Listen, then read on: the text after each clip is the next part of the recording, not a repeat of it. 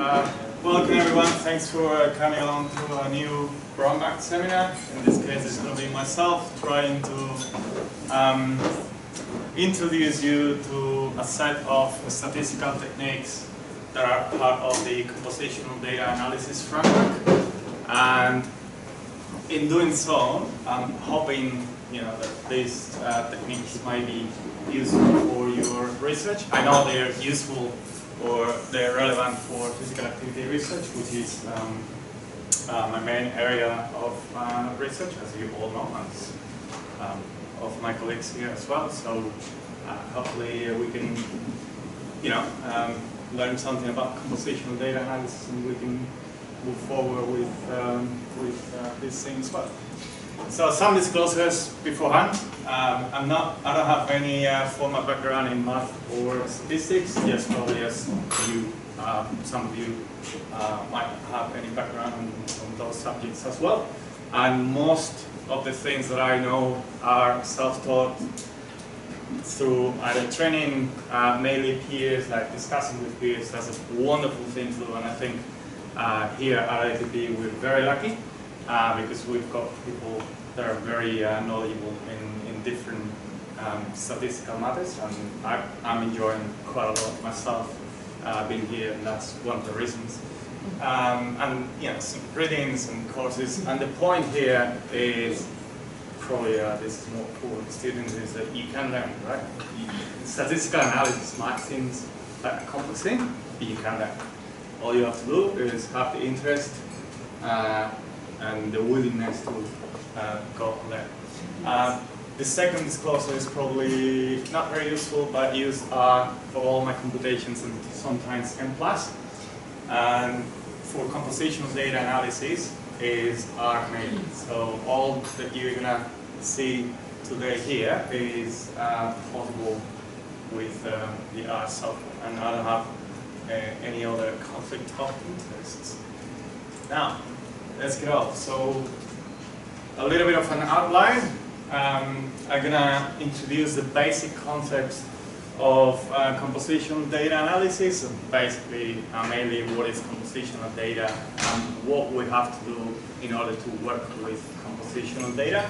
And then I'm gonna run through 3 different applications where I will showcase how can we use compositional data analysis to predict outcomes, just like in a normal regression.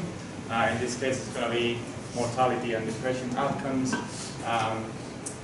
in combination with cluster analysis, and also in moderation analysis, which is a special case of regression where you include put in an interaction terms. And then I'm going to briefly talk about some new developments that I'm collaborating with some people in Glasgow to do some group-based trajectory analysis using compositional data analysis, which is tricky, but we have close to a solution there, which is good. And then some final thoughts and take-home messages, and if I have time, which I think I will have because I don't have that many slides, I'll introduce a new project that we're working on to do with sequence data analysis, which some of you might know what is that about, but in any case, I'll talk about that one as well. And then there will be hopefully a question and answer session where I hope that we can engage in some sort of discussion. All right, so CoDa. CoDa stands for Compositional Data Analysis. So the first concept or basic concept here is what is compositional data. And compositional data is any data that contains relative information and that is part of a whole. Now, simple example could be gin and tonic. Right? Gin and tonic is made of basically gin and tonic, right? So there are 2 components that are part of one cocktail. That's compositional data, right? It contains relative information. So I'll explain that. So let's think that this is a gin and tonic, right? Is it? Oh, it's not. I wish. No, it's just clarify. It wouldn't be appropriate, but yeah. Anyway, so let's think about this as a gene and tonic. So there's only this much of gene and tonic that you can have, right? So if you put half of gene, that would be much, but let's say that you put half of gene, then how much tonic can you put? Just half, right?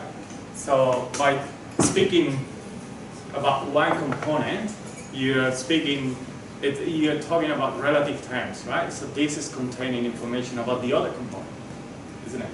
So if you put a third, then there's 2/3 that is left. So that's the only amount that you can put on tonic. So that's compositional data.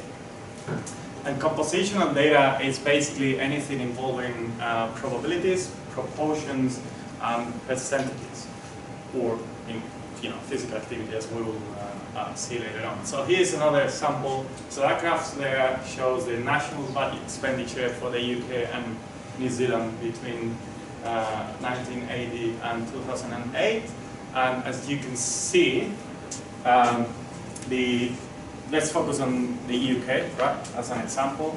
So 26% of the budget in 1980 was spent in utility bills. Sorry, I have to say something. I invented this. I don't even know where this graph comes, but let's pretend that this is the national budget or the budget in a household. I don't know, some sort of budget, right? How do we spend the money? So 26% in the 80s were spent in utility bills, whereas in 2008 that amount increases to 28%. Now, something that is relevant here, for this amount to increase, what happened with the rest amount, or with the rest components? They change, right? So it's the same in here. So if we think about the gene and tonic, as you increase one component, the other component necessarily decreases, right? So if you're in Australia, you'll get this much of gene. If you're in Spain, you get this much of gene. But the gene and tonic is the same, right? The effect is different, but which is important also for a later message. So that's basically when we refer to compositional data. That's compositional data. And compositional data analysis is a framework, or the statistical framework, that we use to deal with this type of data, which is not normal data. And then I'll elaborate a little bit more on that. Oops. So, compositional data lives in the simplex, which is the space that we use to represent this sort of data. So we can use either a ternary plot or a quaternary plot. This is the 3D version of the 3D version of that there. So any point, let's think here about diet. So diet, in terms of macronutrients, is made of proteins, fat, and carbs, right? The amount or the proportion of proteins, proportion of fat, and proportion of carbs. So a diet, let's think about the point C, right? The letter C there. So that diet would be composed of 4% of fat, 1% of carbs, and 5% of protein, right? So we can represent compositional data analysis in ternary plots. Are you still with me? Yeah? All good? Okay. Or either, if you have a fourth component, you can then use one of these quaternary plots. And it's very tricky to represent a 5 components or 6 component compositions, but it's fairly easy to do these two. So that's how you visualize the compositional data. I keep pressing the right one for some reason. Now, the case of physical activity. So the traditional focus of physical activity has been moderate to vigorous physical activity. So before I go with this graph, MVPA is moderate to vigorous physical activity, so strenuous activity, so intense activity, light intensity physical activity, LIPA, sleep, and SP stands for sedentary behavior. So The traditional focus again has been moderate to vigorous physical activity, and that's because the epidemiological evidence has constantly shows that if you increase your MVPA, then you will have better health, basically, right? And indeed, the physical activity guidelines say that we should all engage as adults. Are we all adults? Yeah. In 30 minutes daily, most of the days of MVPA, right?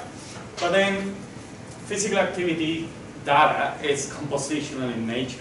So let's have a look at the graph here to your right. There's only 24 hours in the day, right? So if we increase, let's say, MVPA, what that means for the other components, what that means for light intensity, physical activity, sitting time, sedentary behavior, and sleep, they change necessarily, right? So you can't be, for example, sitting there and then running at the same time, right? So we've got all the 24 hours, so there's a constraint in the match that we can do. Now, that is important for various reasons, but it's important for health. For example, if we, there's some other body effect and say, well, MVPA is important, but so is light intensity physical activity. And this is relevant because there's people that can't basically engage in moderate to vigorous physical activity. So, a good possibility of improving their health would be by means of increasing their light intensity physical activity. Now, we should then think, all right, if I increase light intensity physical activity, where do I want to take that time, right? From where that time is coming from. Because that time can come from here, or there. Now, the health impact of where that time comes from is different.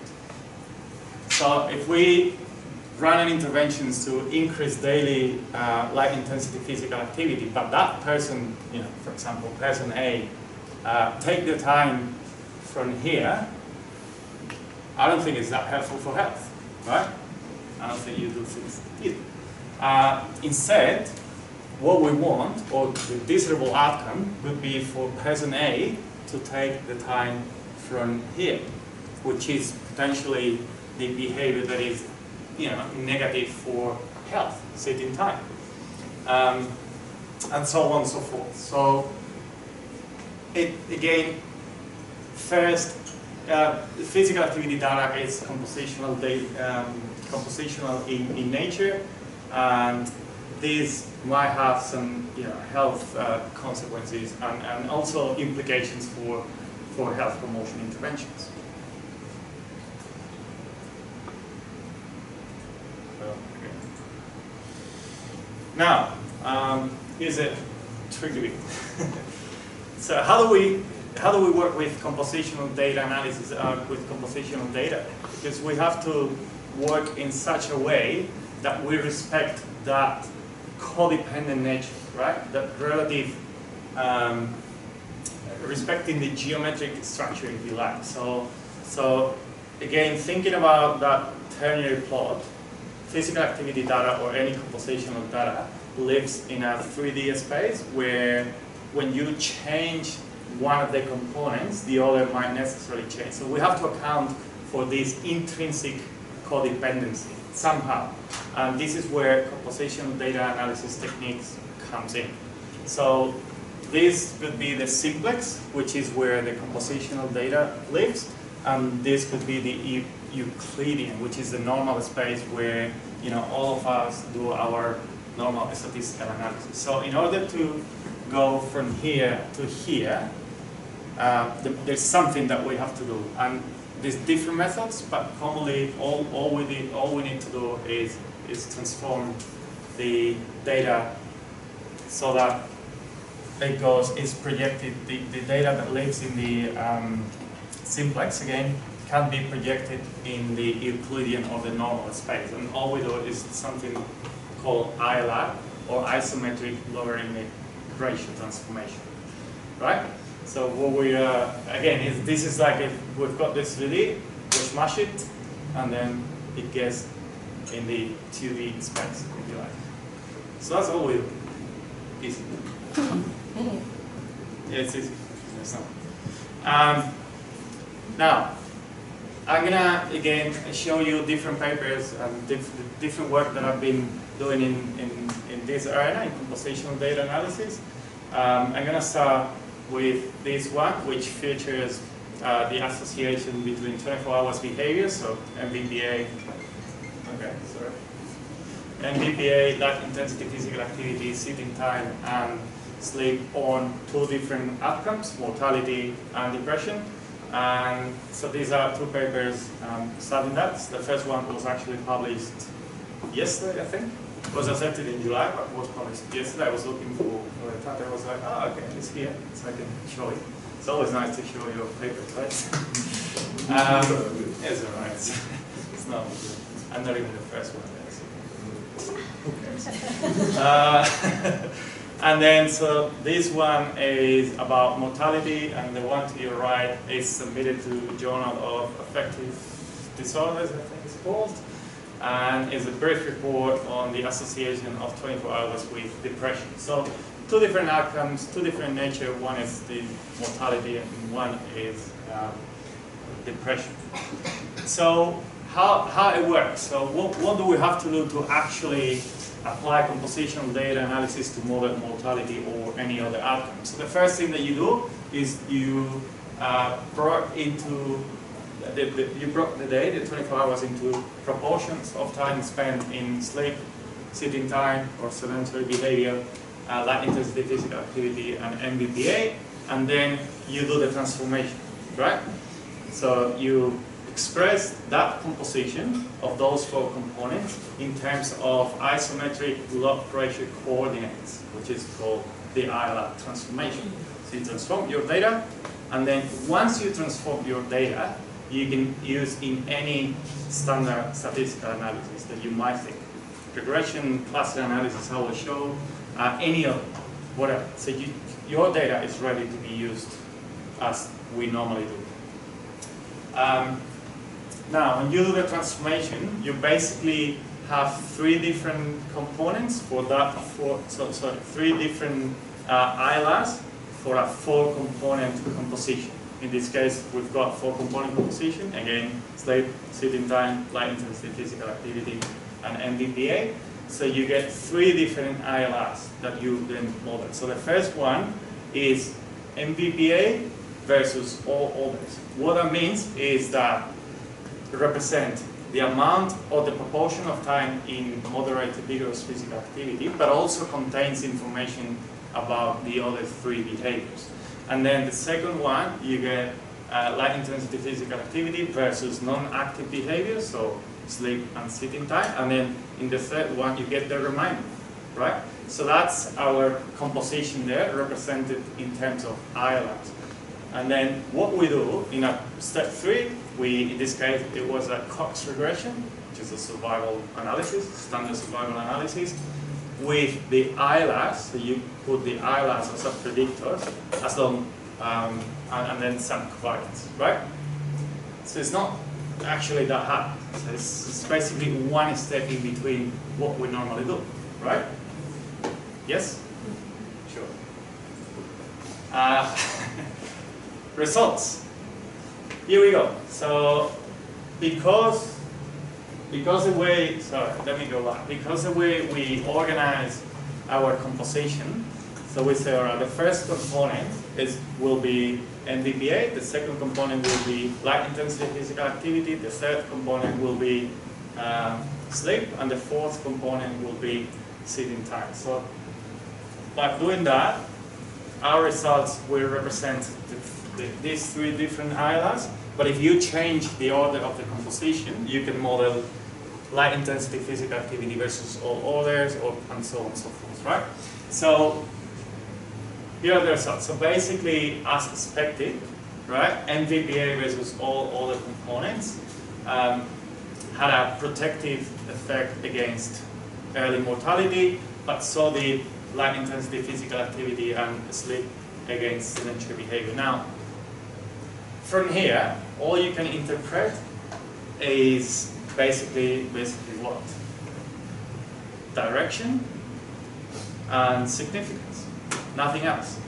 Now, this means nothing really. It's very tricky to interpret. So that's one of the tricky bits of compositional data analysis. And then you get an overall significance there. So the overall significance is the composition as a whole. What's the impact of the composition as a whole on mortality? Very significant? Yes, no. But you can't get any other estimate, basically.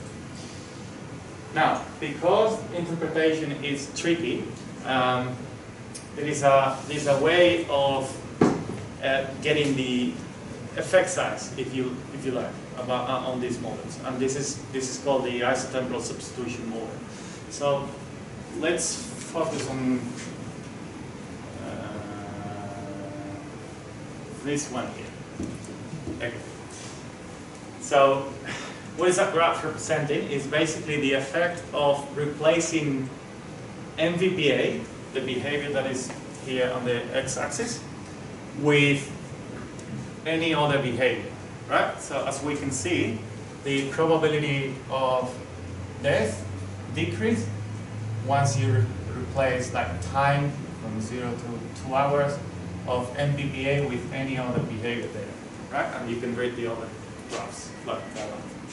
So that's one way of, infer the effect size of the models. That's one possible way.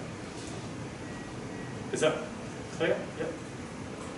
It seems like a crazy outcome. You said replace MVPA with any other activity will result in a decrease in mortality. Sorry, it's the other way around. Replacing any other activity with MVPA, yeah, good catch there, result in these outcomes here, right? And as you replace more time, obviously, the heart-fat ratio decreases more and more. Well, there's a time where it levels up. On the other hand, for example, if you replace sitting time with MVPA, you can see that mortality risk increase, which is expected. But this way we're reflecting. Sorry, I think you mean the other way around, right? Right? Replacing sitting time with. Replacing MVPA with sitting time. Yeah. It's all good stuff. Which is something expected. But again, by reading this, it's like using compositional data analysis, we are actually representing the reality. So how the work works. So in order to engage in one behavior, you have to displace one another, and that has a different effect on health. And here's an example. Now, that was a survival analysis using compositional data analysis, and here is another example with depression. Depression in this case was assessed with the PHQ-9, which is a. Sorry, can you just go back to that last slide for a second? Yeah. So if I'm reading the graphs on the bottom correctly, it seems that replacing about 70 minutes of sedentary behavior with physical activity is leading to like a hazard ratio like from going from 0.5 to 1.25, is that right? And you're seeing this one, yeah, you're seeing a similar size shift in about 60 minutes, changing 60 minutes of sleep to MVPA. Like, that strikes me as kind of surprising. What's up? Sleep's better than sitting, right? Yeah. Sleep's better than sitting, but here, this would suggest it's only sort of marginally better. I mean, just a little bit, but. Well, this is regarding that it's better than sitting, but MVPA is better than sitting and sleeping. Yeah, but I would have thought MVPA would be much better than sitting, but maybe moderately better than sleeping. Yeah. Like, I'm surprised that the difference in those effects isn't bigger. Yeah. I mean, it's 10 minutes, right? So you can by giving up 70. Yeah, I'm just surprised it's not a little bigger. Well, we have to think about this as, you know, this is all hypothetical, right? So Yeah. this is all model, like predictions based on the models that we had here before, right? So, yeah. I mean, like if you go back and have a look at the light, sorry, the graph, Oh, yeah. the top right. Yeah. So, you know, to get a similar change, it's actually not really that different. Actually, it's a little bit different. You've got to get rid of 90 minutes of light in order to get a relatively similar size effect to what giving up 60 of sedentary. Mm-hmm. So yeah, I guess that makes sense. Yeah. No. So, yeah, so depression, this is another example using count data, such as depression assessed by a PHQ-9 questionnaire. This is the result. So basically, in this case, replacing sitting time with high intensity physical activity didn't produce a positive result in terms of depression. So it didn't do anything to the depression outcome. But replacing sitting time with either MBPA or sleep did decrease depression. Now, the effect size, as you can see, is tiny, but this is fairly consistent with literature. In any case, so I just wanted to show another example that it's possible to work, you know, to apply compositional data analysis to count data as well. And in reality, to any type of data. Once you've done your transformation, then you can use it as normally we do. Again, that's still under review. It's been under review 6 months now. I can't complain. Yeah, that's great. But for us, it's like a lot. So. I've already emailed them twice, so that's not much. Now, we can also use compositional data analysis in combination with clustering analysis. This is another paper that is still under review. Hopefully, we'll get a decision soon. Where we basically did the same. The step one was broken down the 24 hours behavior into those 4 different components. Then do the ILR transformation, and then all we did was using the ILR, and then in this case, diet quality score, to create classes of people, right? And then apply a Cox regression. So we predict mortality by the cluster to which people were allocated to. Here are some results. Basically, there was a cluster with better movement or 24 hours profile and the worst diet, and that was and the best diets, and that was the cluster with better perspective of mortality. Yeah, so that's basically another. I don't think the results are interesting enough. What I mean by that is that it's what you expect, right? If you have a better time use and a better diet, well, you live longer. Now, here is another application. So in this case, we wanted to know if cardiorespiratory fitness mediated the association between the 24 hours time use and the probability of metabolic syndrome, and indeed it did. So, and this is a controversial finding here. We're still trying to find an explanation for this, but basically those with better fitness could benefit the most in terms of getting rid of the, of decreasing the probability of metabolic syndrome from engaging in more physical activity with compositional data analysis, and that doesn't make sense at all. But I'll try to refresh this a little bit. So basically, if you have a better fitness, then you will benefit from engaging in more physical activity. in order to get rid of metabolic syndrome. I think that's what I'm saying. And this is a controversial kind of finding, because you could expect the opposite, that you could benefit more from doing more physical activity if you were in a lower fitness level.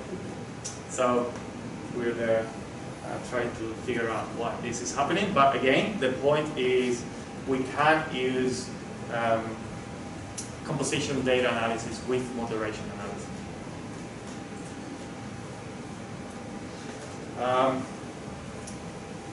Now, compositional data analysis doesn't solve everything, but but we have, I mean, it's a way of, particularly, when you're using accelerometer, you have access to the 24 hours, to a 24 hours data. It's a way of accounting for that codependence that otherwise with traditional models you couldn't, right? So if you apply a multivariate standard regression focusing only on physical activity, moderate to previous physical activity, what you are saying, if you put as predictors MBPA, line intensity, physical activity, sitting time, and sleep, what you're saying there is that those behaviors are actually independent when they are not, right? We've seen they are not. So we have to use compositional data analysis if we want to model that data. This graph here shows some new developments that we're working on, and basically, all the previous studies that I've shown to you before are cross-sectional or prospective, but then compositional data or working with compositional data gets trickier when you want to do a longitudinal study, and it gets even more trickier when you want to derive some trajectories, right? This is something that, again, I'm collaborating with some people from Glasgow Caledonian University. There's a guy there, mathematician basically, that came up with a very clever way of getting group-based trajectories out of compositional data. And he's right now, working on the paper and trying to get a code accessible and easy enough to understand so that everyone can use it, which I suppose is tricky. I've seen the code and it's crazy. Now I don't know what goes in there, but just to let you know that this is coming up, and I'm hoping that there will be a lot of people interested in this. I know that because I've got a lot of people saying, hey, when are you guys going to release this, and so on. So some advances. Now, some final thoughts and take-home messages here. So compositional data analysis is useful when in dealing with data that is highly correlated or codependent, such as accelerometric data, body composition data coming from surveys, any proportion probability that adds up till unit. Compositional data analysis can be used to answer a number of relevant research questions in our field and in others, such as effects of time use on health outcomes, compensation, effects of interventions, moderated analysis, patterns, etc., etc., etc. So anything that we normally do using traditional approaches, we can do with compositional data analysis. Again, just one step in between, transforming the data so that it can be applied with standard statistical techniques. Now, the interpretation is not straightforward and might require some extra work, like the isotemporal substitution approach that we were using before. That's one of the big drawbacks of this approach, because at least in physical activity, you want to be able to translate your results into practicable messages, so something that people can make use. So that's things is why the isotemporal stuff is useful, because everyone understands if you replace 30 minutes of sitting time with 30 minutes of high intensity physical activity, this is the effect. Everyone understands that. So, but you require that extra bit of work. Now, something that I haven't mentioned, but I mentioned in here, is that compositional data analysis can't deal with zeros in outcomes. And that's a problem. And it's a problem because there might be people that generally, for example, don't engage in any MVPA. So you have to, but mathematically that's, it's unable to deal with that. So you have to replace those zeros. The way we do is applying the minima algorithm, I think it's called, I can't remember the exact name, but it's basically replacing 0 with the minimum epoch length of the accelerometer, normally 1, which means if you do 0, we say that you're going to be doing 1 minute at least. Anyway, that's a problem. There seems to not be consensus on how to deal with that. That's it, flag. And then compositional data analysis is also limited for some other relevant research questions like modeling simultaneous behaviors, which might be relevant nowadays. Like you can be listening to me, but also engaging in all the screen, or eating, or stuff. Compositional data analysis doesn't deal with it. So there must be. So that's why I say compositional data analysis is great, but it doesn't solve the world, right? Which I think it's fair to say. Yeah, we've got some time. Just wanted to show you something else that has nothing to do with compositional data analysis, and it's called sequence data analysis, which I think, and we're in a project right now working on this. I think it's very useful for analyzing any time you use data, actually. So if you have time use data, sequence analysis might be something relevant for you as well. So basically we can treat the different like states in terms of movement as separate and exclusive and mutually exclusive. So again, you can do, like in this case, this is data coming from LSAC. So you can do physical activity, you can be inactive, you can be engaging in screen, or you can be asleep, right? So we can separate those four behaviors, and then we can look at the distribution of those behaviors in a day. So what we can see in there, for example, is that basically these kids engage in lots of screen time. They do very little physical activity, and they also do other things in the middle. But it's mainly screen time and obviously sleep, right, during the night, which is not surprising. Now, interesting, from here, you can derive clusters, right? And then you can make like other, you can infer like what are the outcomes of these clusters. So you can see in this case how there was a group within LSAC, I can't remember the cohort that was this one or whatever, but it doesn't matter, that I called the nap classes, so they would nap in between the day. Then there was some kids that basically engage in lots of screen across the day, and then there was the balance group where they did some physical activity and also some screen, but in a balanced way. So you can basically treat sequences, to deal with sequences to infer outcomes, or you can predict sequences, and this is also of interest in our field, and I suppose in anyone dealing with time use outcomes or anything that you guys can think in terms of sequences, really.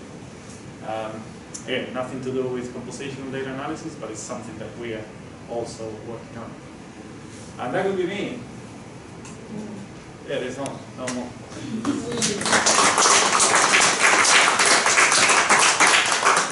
Questions, yes. Let me ask a naive question. So you've got 4 categories, and you've done a black box transformation to get them into a form of data that you can apply.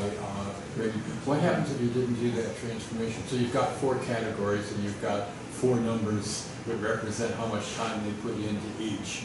And they're iterative, so you have to drop out a category or something like that. But what would happen if you just use those numbers in a regression analysis? That's what we traditionally have been doing. Yeah. So that's a traditional focus. But basically, what happens is that you're actually not reflecting the accurate picture of the situation. So if you do that, means that you're treating those 4 behaviors as independent of each other, right?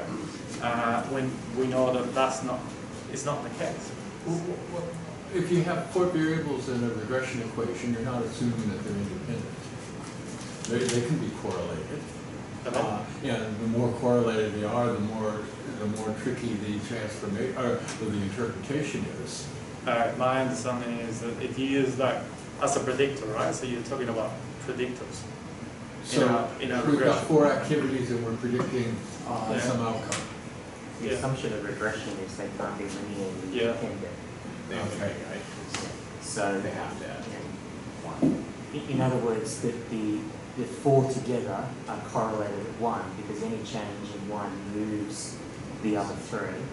So, just in the same ways you can have So correlated in variables. fact, they're ipsative. Yeah, so you can have correlated variables in a regression, and you can't have 2 variables that are correlated with 1 in a regression analysis. And it's the combination of the 4 together. But they're only completely collinear because you throw in a garbage factor that's other, so that they all add up to 1. The 3 behaviors that you're really interested in don't add up to. Well, I don't know in this case, but that's not necessarily the case. It would be any case in which you can only be in one sequence at the cost of it. So wherever there's displacement. Mm-hmm. So if by doing, engaging in more of one, you have to displace the other. That's a linear dependency that you No, can't I got that. But if you didn't have the other category, Yeah, well, that might be a case like, so let me, I mean, you Let me force put an the example. proportionality Yeah. by putting in anything that isn't that Yeah. is this. yeah, so basically you're saying that if we've got MVPA and screen time, for example, they might not be correlated. Now in that case, sure, you can use traditional approaches. Indeed, compositional data analysis for that particular case wouldn't work because they are not codependent. So this is again talking when we have fully dependent varieties, like in the case of something added to 1 or 24 hours or whatever. Yeah, you're right. So if indeed, I and myself are collaborating with someone in Perth, and that research should go like screen time or TV time, MVPA, I can't remember what it was, and she was worried that we should be doing compositional data analysis, and our argument was no, we shouldn't because they are not correlated. So yeah. I mean, the other thing is the other is a garbage category. It's the same thing as you would do when you have a categorical variable with lots of units and you want to collapse a set of units. I mean, it's not as if it's a garbage category. It's a simplified analysis. Yeah, from a statistical point of view, I understand that, but No, in terms as a substantive as well. well, Because there's only a 24-hour period, so so it's bounded as well. I understand. Okay. But what happens? You do the 2 analyses, the regression here and the transform here. How are they different? How are the results? It's a paper that has on that. It's not so much different apparently, like, I don't know, I think the difference was in terms of 5 minutes or something, like something very detailed. But still, it's not accurate. And that was one paper with one particular population.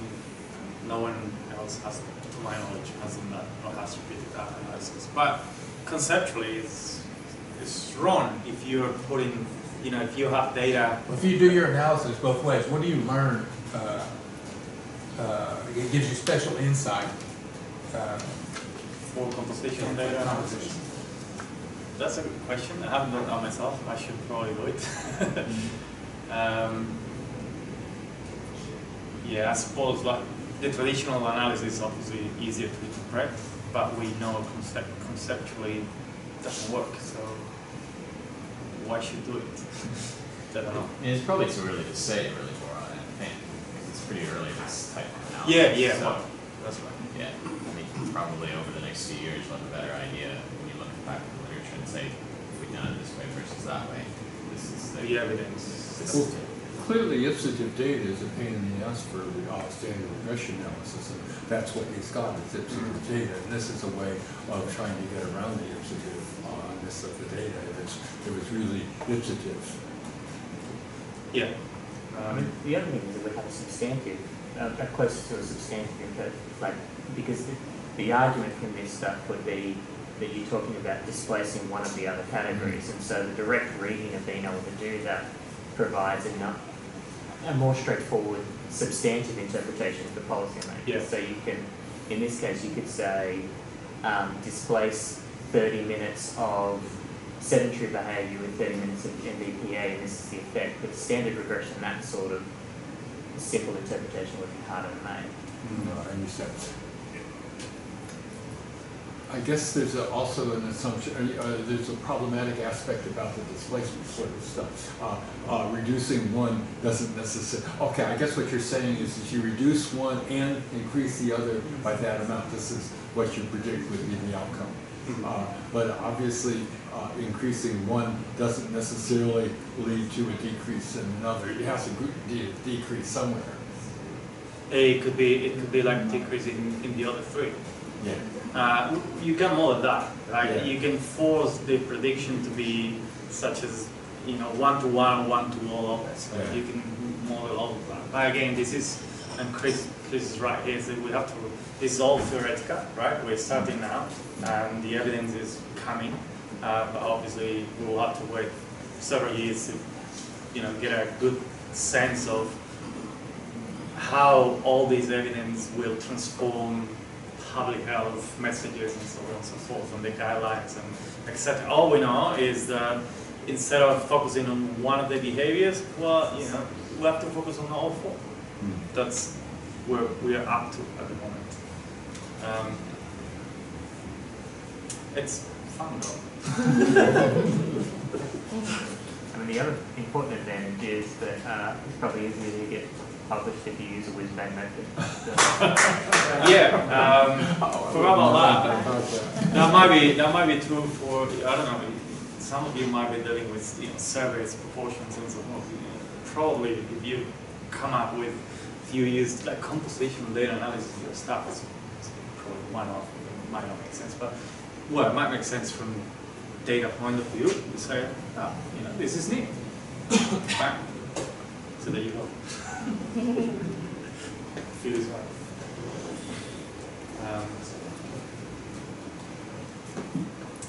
Any other questions, comments? I'm happy to share the coding and show you how this works if you are ever interested. Yeah. There's a trade-off, obviously. So if you increase vigorous activity, something else has to give. But will this predict what else will happen if you do that? What do you mean? What else? Where the decrease? Something's got to change. Yeah. But can you predict where that change will be? You can force a model to decrease whatever you want. Basically, you say you're increasing MVPA, and then something else is decreasing. You can tell the model what is that something else. You can force the model to be whatever you want to be. And then you evaluate how good or bad it is with that constraint. Correct. You can have the different combinations, which is is a nice feature of this technique. It's actually very useful. But the kind of the step that you want to get at, you need longitudinal data. So what you want to know is this gives you the theoretical displacing this with this, you get this, but you want to know what the it's cross-sectional. It's cross-sectional. Yeah. It's correlational cross-sectional, and it's not magic. It doesn't get around that problem. Yeah. But that would be really. Yeah. So some of the things that I had in mind before now. What I was trying to get at, but you can predict for people that have more of this and less of that, they live longer. But if that person changed to that, that wouldn't necessarily say that they would live longer. Because that's a correlational versus causal assumption. Yeah. Okay. Sorry, it took me a while No, to I figure mean, that out. there's a lot of things that are still to be done in compositional data analysis, like how do you model, I don't know, a growth curve, or you know, many things that we can actually do and develop, and it's fascinating, and I'm super keen to, you know, work with it. If any one of you wants to get on board, because it's also useful for you, well, you know, there's so many things that we can still do in terms of compositional data analysis. Great, well, thank you very much. Cool.